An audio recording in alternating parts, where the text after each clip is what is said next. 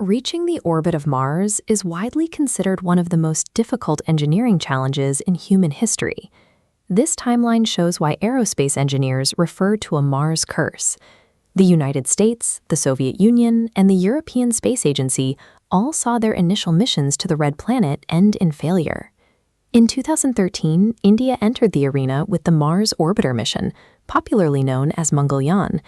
The Indian Space Research Organization, or ISRO, set an objective that ignored the historical odds. They intended to succeed on their very first attempt. Successfully breaking the Mars curse would place India's space program into the small circle of global agencies capable of executing complex interplanetary travel. The most striking part of the plan was the price tag.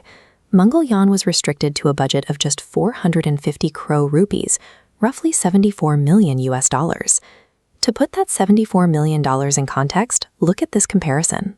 India's mission to another planet cost less than the production budget of several major Hollywood space movies. These financial limits meant ISRO couldn't rely on expensive, unproven systems. Instead, they were forced to prioritize high-efficiency engineering and simpler flight-proven designs.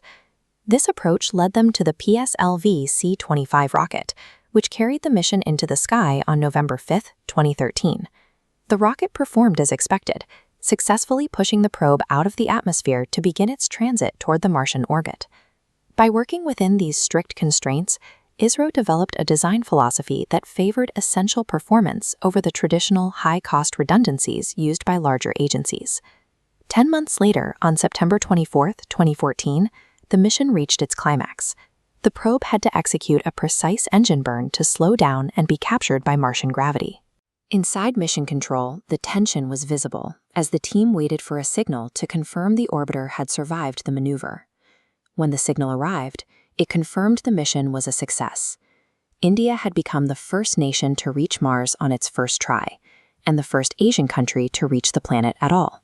With the probe safely in orbit, it began its scientific mission, searching the Martian atmosphere specifically for traces of methane gas.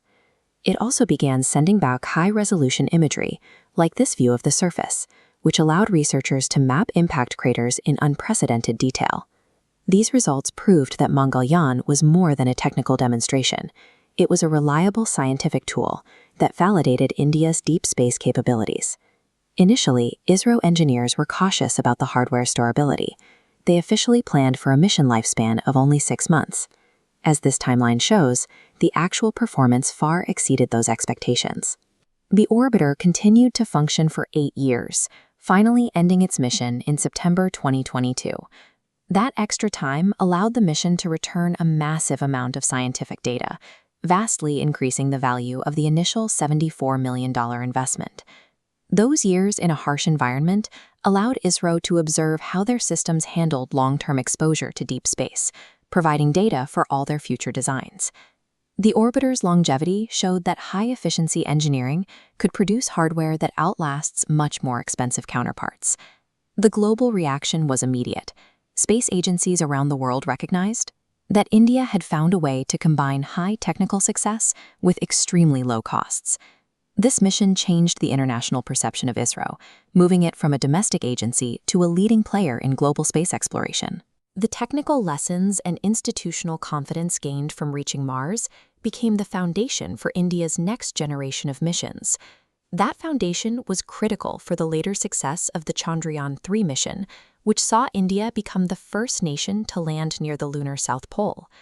India proved that exploration isn't just about the size of the budget, it's about the efficiency of the engineering. They didn't just reach Mars. They proved that the Red Planet is accessible to anyone with the right plan.